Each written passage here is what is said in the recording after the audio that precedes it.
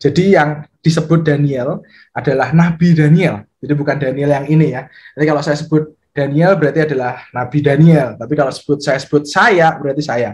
Jadi jangan kebalik-kebalik ya. Kita akan menyaksikan kehidupan Daniel yang seorang nabi. Bukan saya, Daniel yang tidak menjadi nabi.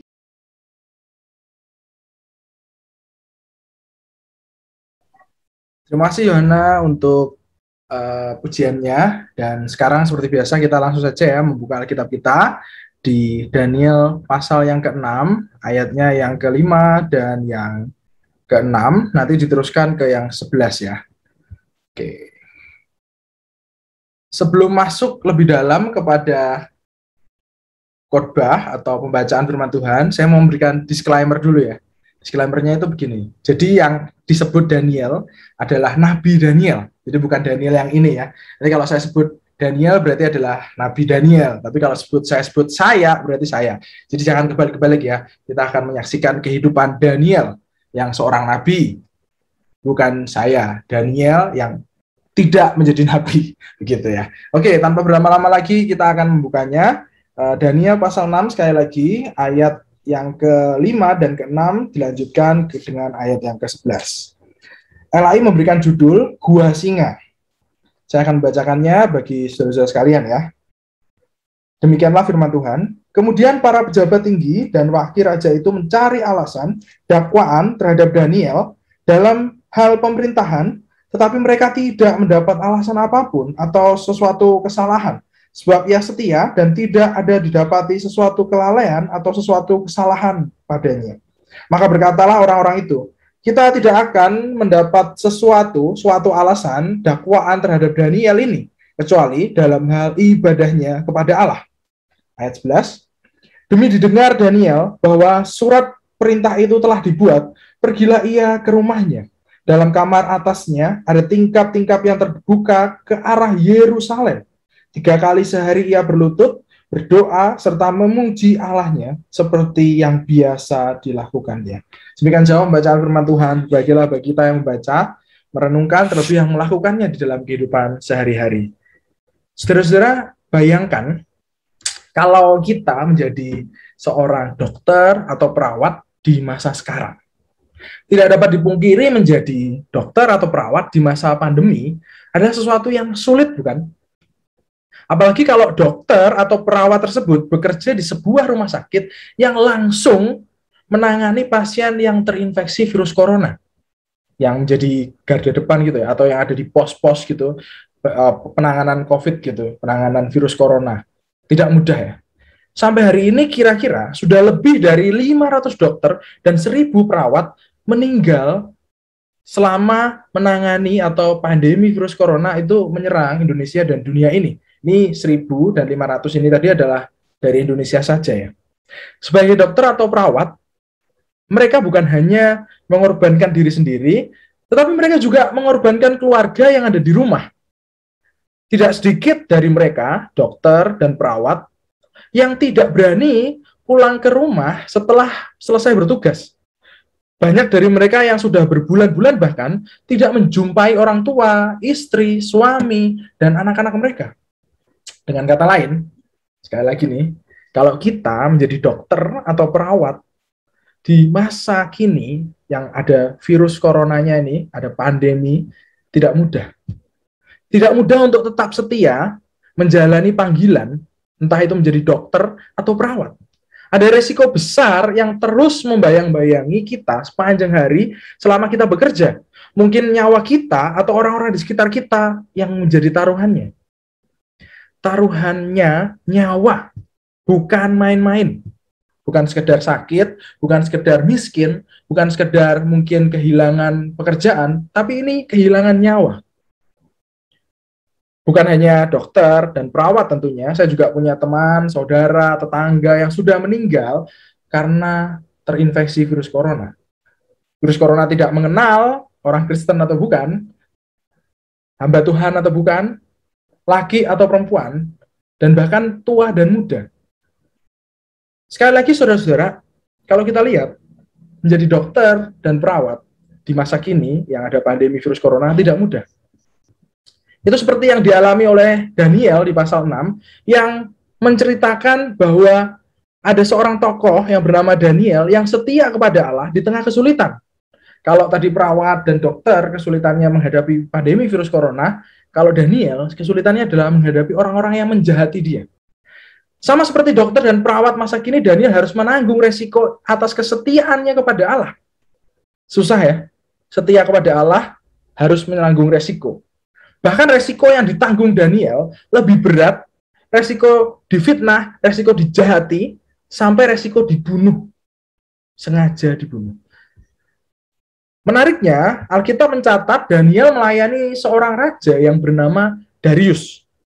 Tetapi sebenarnya raja yang dilayani Daniel itu lebih tepat disebutnya Cyrus, atau yang dikenal dengan Cyrus the Great. Jadi kayaknya kesalahan terjemahan atau pengertian gitu ya. Jadi seharusnya Cyrus, bukan Darius gitu. Karena di dalam sejarah, Raja Cyrus ini terkenal. Dia adalah seorang raja yang besar karena mempunyai wilayah kerajaan yang besar, yaitu Media Persia. Jadi bukan cuma Persia, tapi Media Persia. Persia dan sekitarnya. Meskipun demikian, Raja Cyrus dikenal sebagai raja yang baik. Karena dia sering membebaskan budak-budak. Raja Cyrus menganggap semua agama sama. Baginya semua kepercayaan harus dianggap setara dalam kerajaannya. Dengan kata lain, orang-orang yang ditawan, misalnya seperti Daniel, Sadrak, Mesak, Abednego, dan lain-lain, diperlakukan dengan baik. Tidak dianggap sebagai tawanan atau dianggap sama seperti rakyatnya. Jadi, Raja Cyrus adalah raja yang baik dan besar. Atau bisa dibalik ya, raja yang besar dan baik. Karena tidak semua raja yang besar itu baik. Dan tidak semua raja yang baik itu kekuasaannya besar seperti Cyrus. Oleh karena itu, karena dia adalah raja yang besar dan baik, dia mengangkat 120 orang gubernur untuk melayani kota-kota di wilayah kerajaannya. Nah, yang menarik adalah setiap 40 gubernur itu mempunyai seorang kepala. Salah satunya adalah Daniel. Bukan hanya itu, kalau kita lihat Daniel menjadi kepala di atas kepala. Jadi Daniel adalah kepala dari kepala-kepala yang mengepalai 40 gubernur, yang jumlahnya berarti 120 gubernur. Raja Cyrus mempercayakan semua urusan kenegaraannya kepada Daniel. Kalau kita ingat, ini sama seperti Fir'aun mempercayakan semua urusan Mesir kepada siapa? Yusuf. Kalau mau digambarkan hierarkinya itu begini ya. Jadi raja, di bawahnya ada Daniel, di bawahnya ada orang-orang yang mengepalai gubernur-gubernur, baru di bawahnya itu ada gubernur-gubernur. Jadi Daniel adalah orang nomor 2 di negaranya Cyrus. Seperti Yusuf, orang nomor 2 di negaranya Fir'aun, di Mesir. Kira-kira bisa ya membayangkan kenapa banyak orang yang iri hati atau cemburu sehingga ingin menjatuhkan Daniel. Bisa ya bayangkan ya? Karena Daniel adalah orang kepercayaan, orang besar yang dipakai oleh Raja Cyrus. Raja yang begitu besar. Berarti sebenarnya Daniel ingin dijatuhkan bukan karena kepercayaannya kepada Allah atau ibadahnya, tetapi karena banyak orang yang cemburu kepadanya. Karena apa? Tadi kita tahu bahwa Raja Cyrus adalah orang yang sama, menganggap sama rata kan? Semua agama sama, orang yang baik. Jadi sebenarnya kalau Daniel mau beribadah pada Allah Yahweh, tidak apa-apa.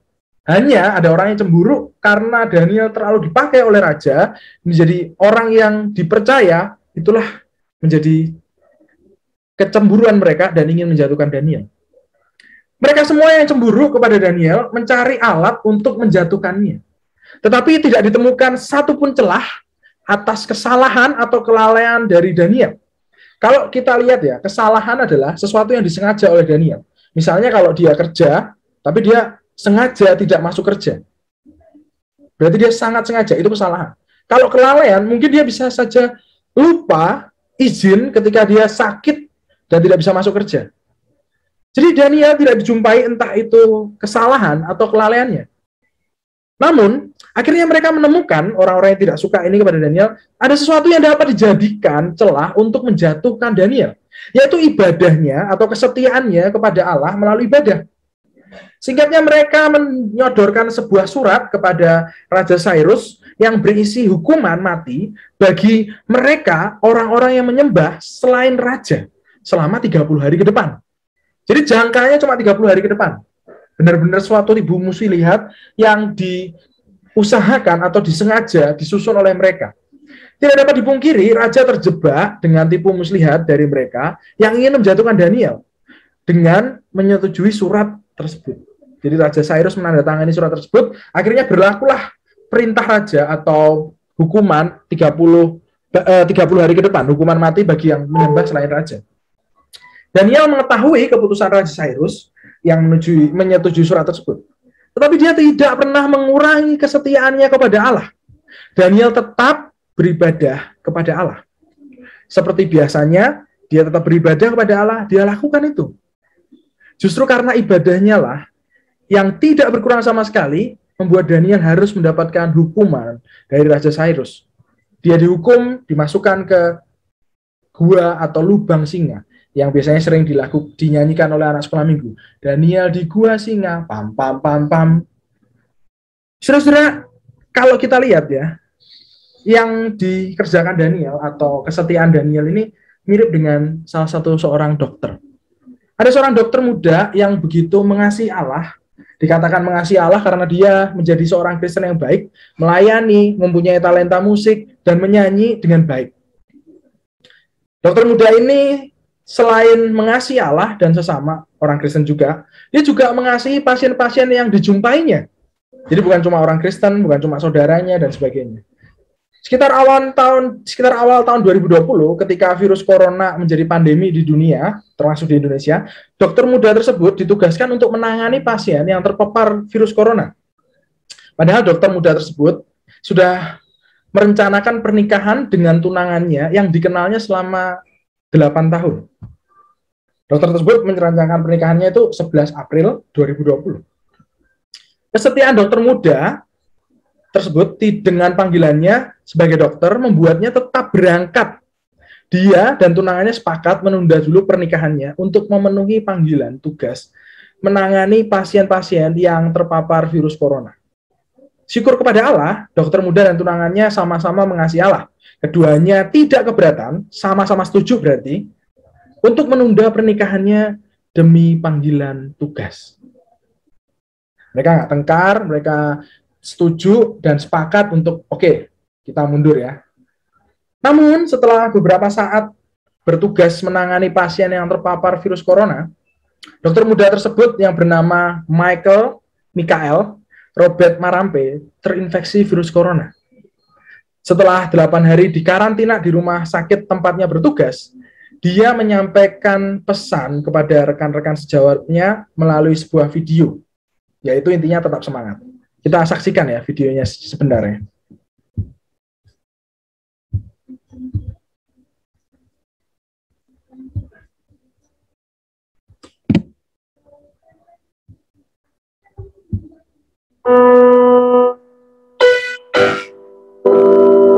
Suaranya terdengar ya?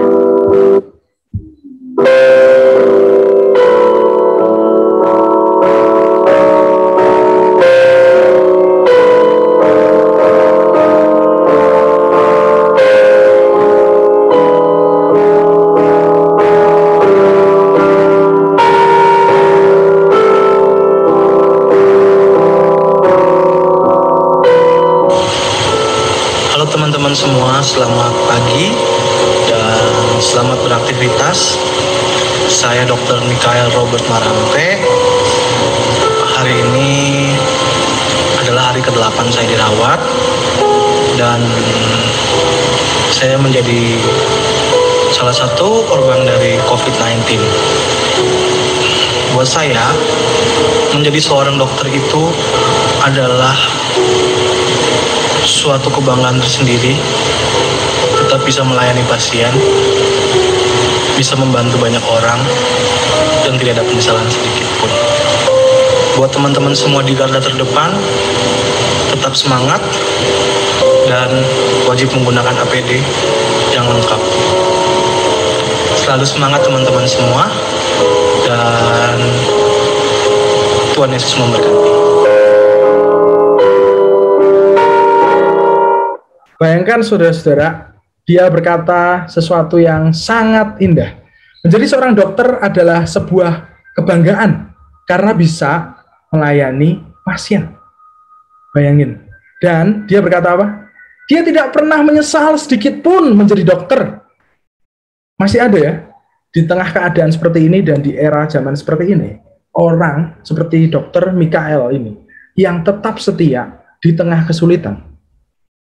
Kalau kita lihat tadi di video, sepertinya dia baik-baik saja ya. Tidak sampai yang sekarat atau yang kritis begitu, tidak ya. Tapi Tuhan berkata yang lain. Allah menentukan sesuatu yang lebih besar daripada sekedar kesembuhan. Beberapa hari setelah meninggal, teman-temannya pasti merasakan kehilangan, bukan? Keluarganya juga merasakan kehilangan, bukan? Apalagi calon istrinya yang sudah mau menikah, yang bahkan pernikahannya ditunda untuk suatu pekerjaan, yaitu pekerjaan yang mulia, menangani pasien yang terpapar virus corona.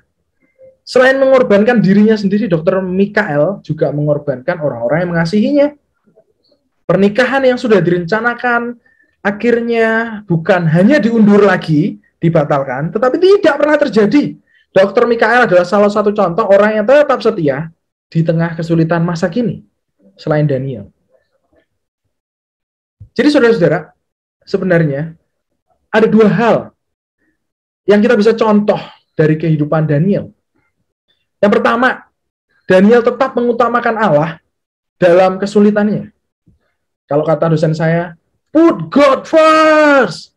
Daniel selalu mengutamakan Allah. Bahkan di tengah kesulitannya, Daniel mengutamakan Allah. Meskipun dia harus mengalami kesulitan karena mengutamakan Allah, Daniel tidak pernah mengesampingkan, bahkan meninggalkan Allah. Sejak pasal pertama dikatakan Daniel sudah beribadah kepada Allah. Pasal pertama itu Daniel masih berusia kira-kira ya 14-an tahun, atau mungkin ya belasan tahun. Sampai pasal yang ke-6, dia tetap beribadah kepada Allah. Ketika itu usianya sudah kira-kira 60 tahun. Jadi kalau dilihat di gambar yang sebelumnya tadi, Danielnya sudah berambut putih, sudah botak gitu ya. Jadi bayangkan kesetiaan Daniel bukan hanya 1-2 hari, 1-2 minggu, 1-2 tahun, tapi puluhan tahun. Daniel selalu mengutamakan Allah, entah itu ada kesulitan, entah tidak ada kesulitan. Dalam setiap harinya, Daniel mengutamakan Allah. Bagaimana dengan kita? Apakah kita mengutamakan Allah di tengah kesulitan kita? Jangan-jangan pandemi virus corona yang belum juga berakhir membuat kita mengutamakan diri sendiri, keluarga, atau yang lainnya dibandingkan dengan Allah. Mungkinkah PPKM yang diperpanjang, yang dicicil itu katanya, harusnya PPKM beritanya langsung setahun, tapi dicicil setiap bulannya atau setiap minggunya, membuat kita tidak mau beribadah kepada Allah, tidak mengutamakan Allah? Saya tahu mengutamakan Allah tidak mudah, apalagi di tengah pandemi, apalagi ada virus corona yang memapar kita, atau bahkan yang menginfeksi famili kita, saudara kita, bahkan juga mungkin orang-orang terdekat kita. Tapi Daniel menunjukkan sesuatu yang sangat penting. Daniel tetap mengutamakan Allah di tengah kesulitan. Sama seperti Daniel, kita dipanggil untuk tetap mengutamakan Allah, tidak meninggalkan Allah bahkan di tengah kesulitan. Mungkin kita berpikir kalau ada kesulitan lebih baik meninggalkan Allah ya. Karena kayaknya Allah tidak becus tuh mengurus hidup kita. Itu adalah pilihan yang keliru, pikiran yang keliru. Karena seharusnya kita tidak berpikir demikian. Justru kita harus tetap mengutamakan Allah seperti Daniel ketika menghadapi kesulitan. Karena justru ketika kita mengutamakan Allah, Allah juga akan menolong kita menghadapi kesulitan, bukan mengangkat kesulitan kita. Kedua, Daniel tetap berdoa kepada Allah dalam kesulitannya. Kalau tadi put God first, yang ini put prayer first. Sebenarnya Daniel bisa saja ya ngomong kayak gini, libur dulu berdoa selama 30 hari agar terhindar dari hukuman. Jadi menawar Allah, Allah aku tak libur dulu ya berdoa, 30 hari aja. Nanti setelah peraturannya ini berakhir, nanti aku berdoa lagi kepada engkau. Allah tahu kan, Daniel sejak muda sudah berdoa dengan tekun. Berhenti 30 hari ya tidak apa-apalah, wajar lah. Orang seluruh dunia juga akan mewajarkan dia. Kalau bisa seperti itu. Maksudnya kalau berhenti sebentar, karena ada peraturan seperti ini. Sama kan, kalau misalnya kita lihat PPKM, berhenti dulu jualannya, atau bukanya sampai jam tertentu dulu, wajar lah ada peraturannya. Wajar. ada ancaman yang membahayakan nyawa, ya kita harus menghindar. Kalau ada virus corona, ya diberhentikan dulu lah. Kita urusan pekerjaannya, pergi-perginya dulu, berhenti dulu lah, wajar ya. Tapi Daniel tidak demikian. Dia tetap berdoa seperti biasa di kamar doanya 3 kali sehari. Dia tetap melakukan apa yang biasa dia lakukan. Bagaimana dengan kita? Kapan kita terakhir berdoa? Jangan-jangan doa kita sudah bukan untuk bersyukur, karena Allah memelihara kita, tetap memimpin kehidupan kita. Tetapi jangan-jangan doa kita malah mengancam Allah. Kalau engkau tidak tidak mengangkat virus corona ini dari muka bumi menjadi pandemi ini hilang, aku tidak mau lagi beribadah kepada engkau. Kalau engkau tidak mengembalikan gajiku yang dipotong, aku tidak akan kembali menyembah engkau. Kalau engkau tidak menyembuhkan saudaraku yang terinfeksi virus corona, aku tidak akan menyembah engkau lagi. Kalau dan yang lain. Tidak mudah untuk tetap berdoa kepada Allah dengan benar di tengah kesulitan.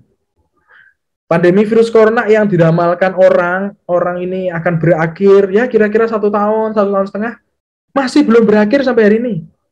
18 bulan kita bergelut dengan virus corona dan masih belum berakhir. Dan nggak tahu akan sampai kapan. Tapi apakah kita berdoa, bersyukur karena Allah masih memelihara kita sampai hari ini?